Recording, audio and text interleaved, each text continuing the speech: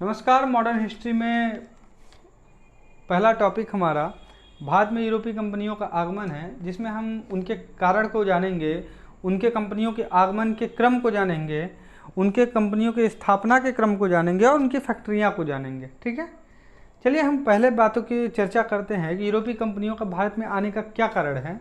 तो इसमें कारण है, सबसे पहला और अहम कारण है मसाले, मांस संरक्षण हेतु मसाले की मांग।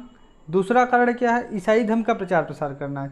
चूँकि यूरोप में मैक्सिमम पॉपुलेशन ईसाई धर्म की थी, तो वो ईसाई धर्म का प्रचार प्रसार करना चाहते थे। ठीक। तीसरा, मार्को पोलो के द्वारा पूर्वी एशिया की समृद्धि बताए जाने पर सभी लोगों की पूर्वी एशिया की तरफ आकर्षित होना। मार्को पोलो जाके यूरोप में सबको बताता है कि पूर्वी एशिया के लोग समृद्ध हैं। ठीक है, तो वहाँ के लोग भी पूर्वी एशिया में आना चाहते थे। चौथा पॉइंट क्या है, पश्चिमी यूरोप में नवीन वर्गीकवाद व पूंजीवाद व्यवस्था का उदय। ठीक है, एक्चुअली पश्चिमी यूरोप में उस समय सामंतवाद का अंत होता है, तो वहाँ पे नवीन वर्गीकवाद व पूंजीवाद का उदय होता है। ठीक है, अब आप लोग पूछेंगे नवीन वर्गीकवाद क्या होता है। नवीन वर्गीकवाद का अर्थ है किसी भी राज्य या देश को मैक्सिमम प्रॉफिट किस तरीके से पहुँचाया जाए, तो उसी को वर्गीकवाद बोलते हैं। ठीक है, और पांचवा रीजन क्या है, ओटोमन साम्राज्य जो तुर्क थे, टर्किश थे, द्वारा कुस्तुतुनिया पर अधिकार हो गया। ठीक है, अब हम इसमें दूसरा पॉइंट में जानेंगे कि भारत में सबसे पहले आया कौन। भारत में सबसे पहले आया कौन, तो भारत में सबसे पहले पुर्तगाली आए थे। अब पुर्तगालियों में जो पुर्तगाली के शासक थे, डॉन हेनरिक थे, उन्होंने वित्त पोषण किया था। ठीक, किसको किया था? सबसे पहले पुर्तगाल के एक व्यक्ति थे, बार्थोलोमियो डियाज जो है, जो कि नाविक थे। ये 1487-1488 में approximate cape of good hope, Africa के दक्षिण में आप देखिए तो केप ऑफ गुड होप नामक एक जगह है, देखिए हमने रेड कलर का मार्क किया हुआ है। ठीक, उसकी खोज की इन्होंने।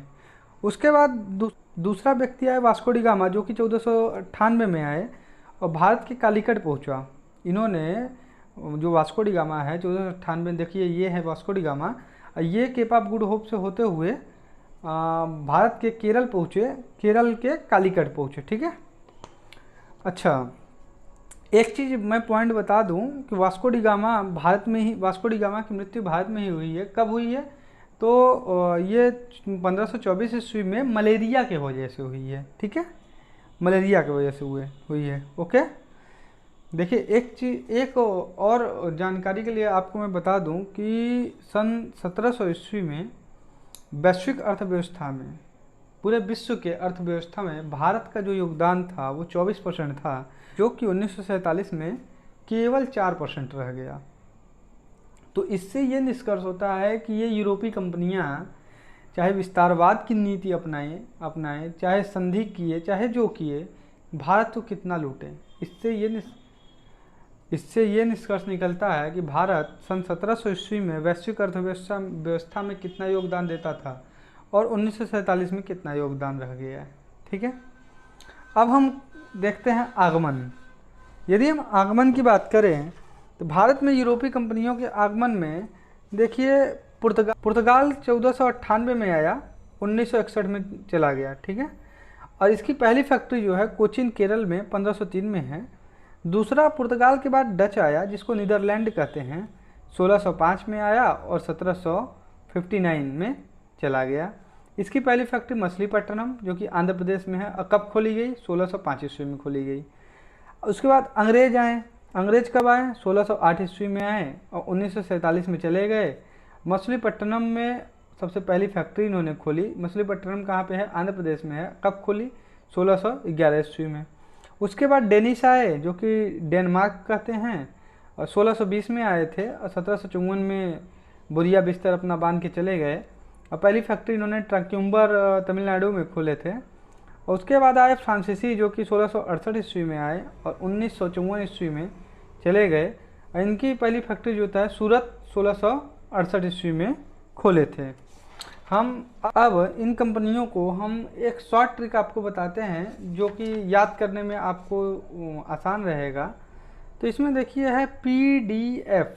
ठीक, PDEDF, ये है कंपनियों के आगमन का सीक्वेंस, क्योंकि कई पेपर में पूछ लिया जाता है कि आप सीक्वेंस से बताइए, ठीक है। तो इसमें PDEDF आप याद रखिएगा। P से क्या, पुर्तगाल, D से डच, E से अंग्रेज, D से डेनिश एंड F से फ्रांस, ठीक है। ये हो गया। अब हम बताते हैं कंपनियों के स्थापना, वो भी क्रम से, क्योंकि कई सारे कॉम्पिटिटिव एग्जाम में ये पूछता है कि स्थापना क्रम से बताइए। तो देखिए, पहले पुर्तगाल की स्थापना हुई है, कब हुई है, 1498 में हुई है, और इसे एस्तादो द इंडिया भी कहते हैं। दूसरे में क्या हुई है, ब्रिटिश ईस्ट इंडिया कंपनी 1600 में हुई है, डच ईस्ट इंडिया कंपनी 1602 में हुई है, डेनिश ईस्ट इंडिया कंपनी मतलब 1616 में हुई है, फ्रेंच ईस्ट इंडिया कंपनी मतलब 1664 में हुई है, EIC मतलब ईस्ट इंडिया कंपनी, ठीक है। यदि हम इसका शॉर्ट ट्रिक के यदि बारे में बात करें कि इसको हम कैसे याद कर सकते हैं सर सीक्वेंस से, तो ये भी एकदम सिंपल है। इसका भी है PEDDF, ठीक है। P से पुर्तगाल, E से अंग्रेज, D से डच, D से डेनिश, F से, यदि आप देखिए तो PDF दोनों में जो प्रोनाउंसिएशन निकल के आएगा, PDF आएगा।